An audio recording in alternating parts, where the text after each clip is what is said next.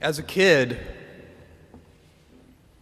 I spent my summers with my grandparents on their ranch in Texas.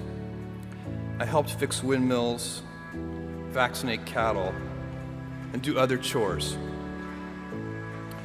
We also watched soap operas every afternoon, especially Days of Our Lives. My grandparents belonged to a caravan club, a group of Airstream trailer owners who traveled together around the US and Canada.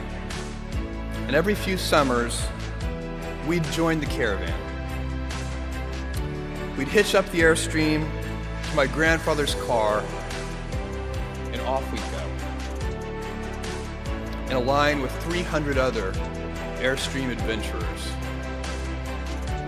I loved and worshiped my grandparents, and I really looked forward to these trips.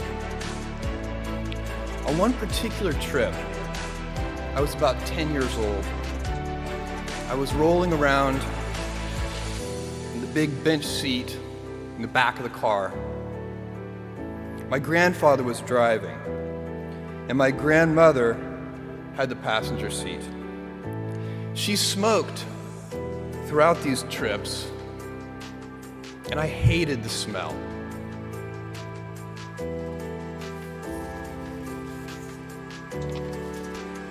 At that age, I'd take any excuse to make estimates and do minor arithmetic. I'd calculate our gas mileage, figure out useless statistics on things like grocery spending. I'd been hearing an ad campaign about smoking. I can't remember the details, but basically the ad said, every puff of a cigarette takes some number of minutes off of your life. I think it might have been 2 minutes per puff. At any rate, I decided to do the math for my grandmother. I estimated the number of cigarettes per day, estimated the number of puffs per cigarette, and so on. When I was satisfied that I'd come up with a reasonable number, I poked my head into the front of the car, tapped my grandmother on the shoulder, and proudly proclaimed, "At 2 minutes per puff, you've taken 9 years off of your life." I have a very vivid memory of what happened next, and it was not what I had expected. I expected to be applauded for my cleverness and my arithmetic skills. "Jeff, you're so smart. You had to have made some tricky estimates. Figure out the number of minutes in a year and do some division." That's not what happened. Instead, my grandmother burst into tears.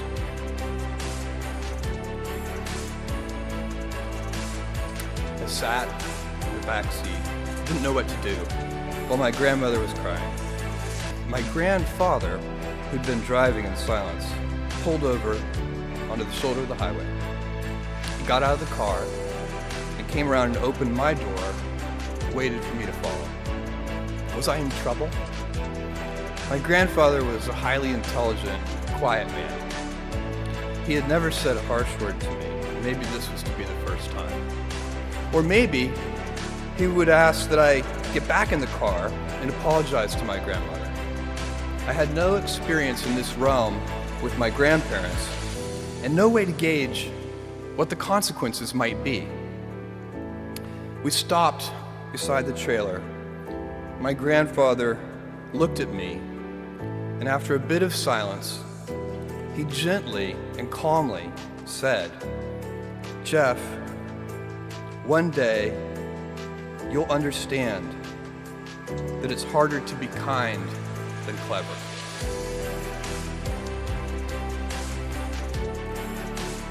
What I want to talk to you about today is the difference between gifts and choices.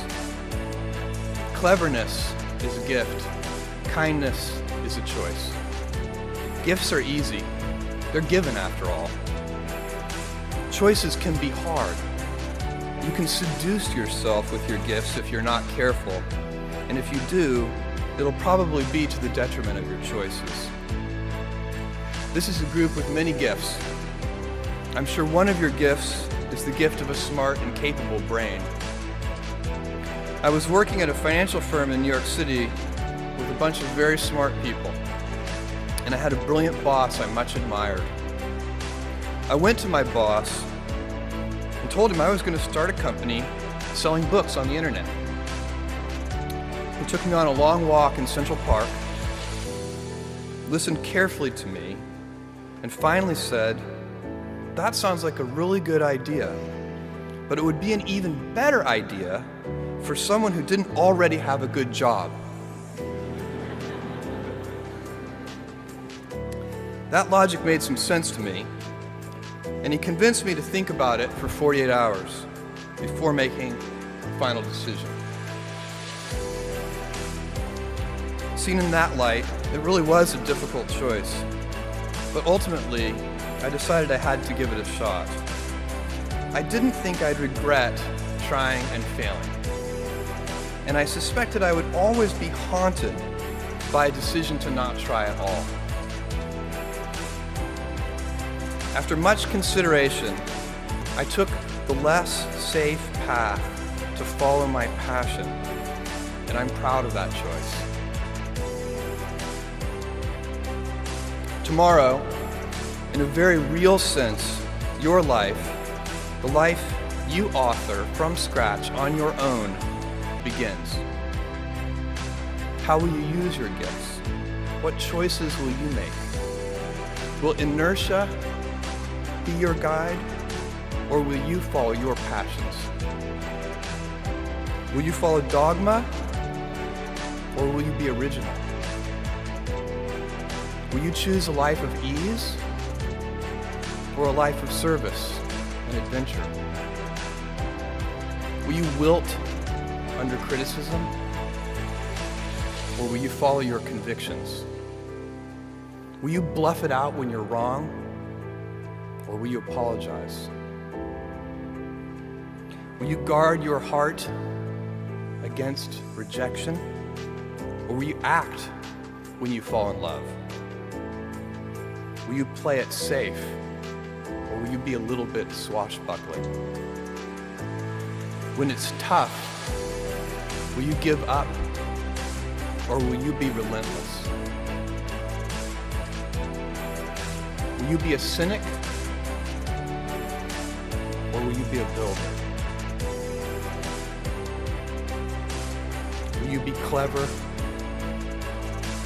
at the expense of others, or will you be kind?